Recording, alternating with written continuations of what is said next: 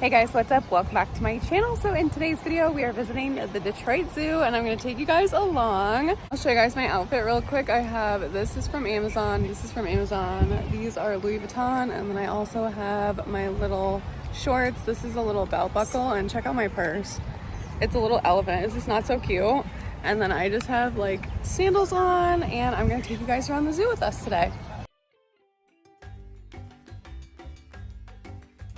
Our first stop of the day was the new penguin exhibit. This was one of my favorite exhibits of the day because of how active the penguins were, and it even had its own dedicated gift shop.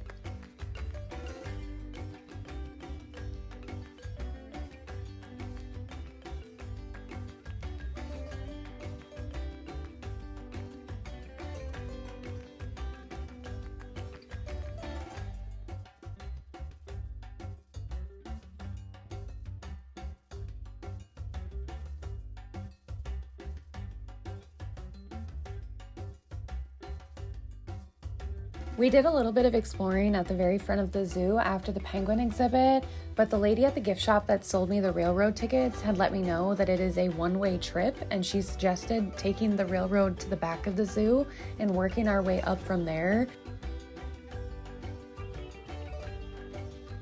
I think starting at the back of the zoo was a great idea because there wasn't a ton of foot traffic by the time we had gotten back there, so all of the animals were out and about, and there was a lot of animals that were very, very active earlier in the morning when we decided to go this day. So I think this was a great time frame to start in the back and work our way forward, and we got to see a lot of the lions and tigers and stuff that you wouldn't normally see because they're hiding out in the shade. They were right out front and center for everyone to see.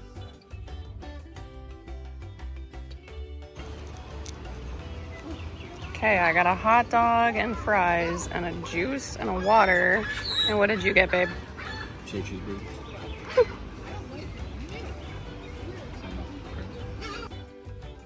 Once we finished lunch, we headed to the bricklive exhibit, and this was $5 a ticket, and I definitely think it was well worth it.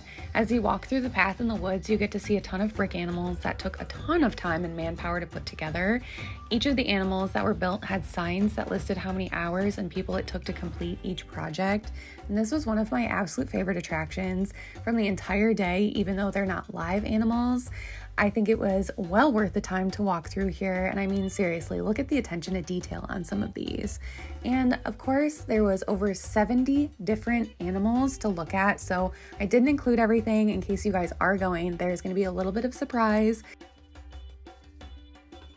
They had all of the animals somewhat categorized, so as you walked through the forest, there were different sections. So there were Arctic animals, there were safari type animals, there were the zoo animals, the basics, the lions, the tigers, the bears.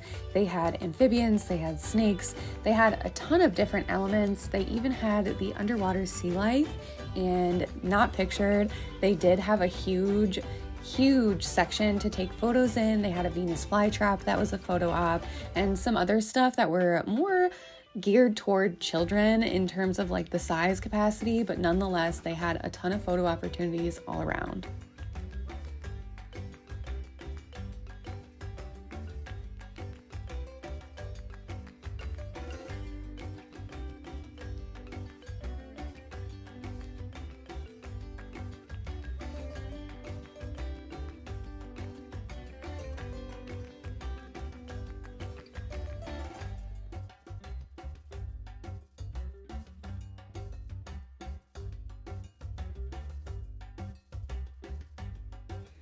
It did take us quite a while to walk through here, and I was very impressed at the size of this exhibit. I thought for $5 it was going to be a very quick walkthrough, and I was very pleasantly surprised that that was not the case.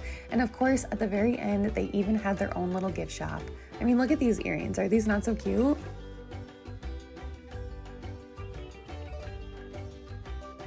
After we finished the bricklive exhibit, we moved on to the amphibian and reptile houses, where we got to see all kinds of frogs, snakes, turtles, and lizards of all shapes and sizes.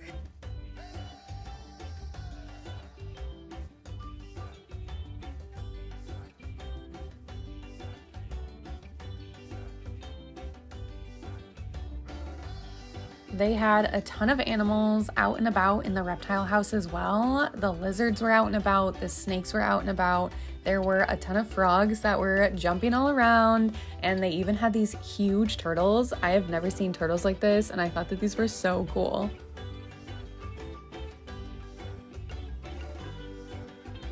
Once we were done at the reptile house, we headed for a quick bathroom break where I was standing in line and I had this really intense stare down with this huge bird that came running up towards me. But the thing that I was most excited for throughout this entire day was getting to feed the giraffes. And this was something that I was so adamant that we were doing. As soon as we entered the zoo, I bought tickets for it. And thankfully that I did, because they sold out very, very quickly for this experience. The giraffes definitely knew it was snack time and came right over to get fed some carrots, leaves, and small tree branches. So it was a ton of fun. I was very excited and very happy that I was able to actually feed a giraffe. This is my very first time because, again, like I said, normally the tickets are completely gone as soon as the zoo opens. So if you have ever done this, I would highly, highly recommend it. This was one of the highlights of my entire zoo trip.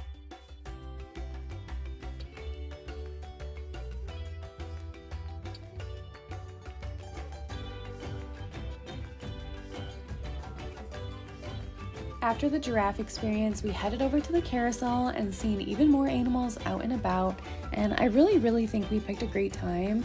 Once we got in line for the carousel, I seen the seahorse, and right then and there, I knew that seahorse was gonna be mine. No matter what I had to do, that seahorse was gonna be the one that I was gonna ride on.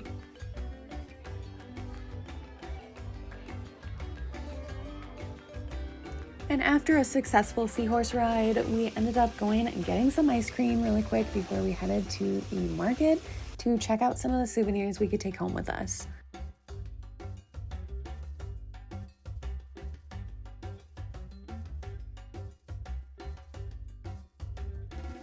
They had a ton of random stuff in the little market to buy to take home with you.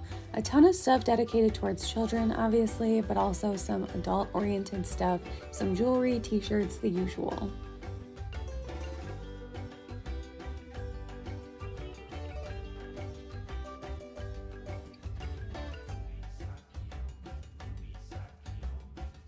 These are the two souvenirs I ended up taking home with us today. I ended up getting a magnet for our little magnet collection, which you'll see here in a second, and a pin for my pin board that I was really excited to put on there.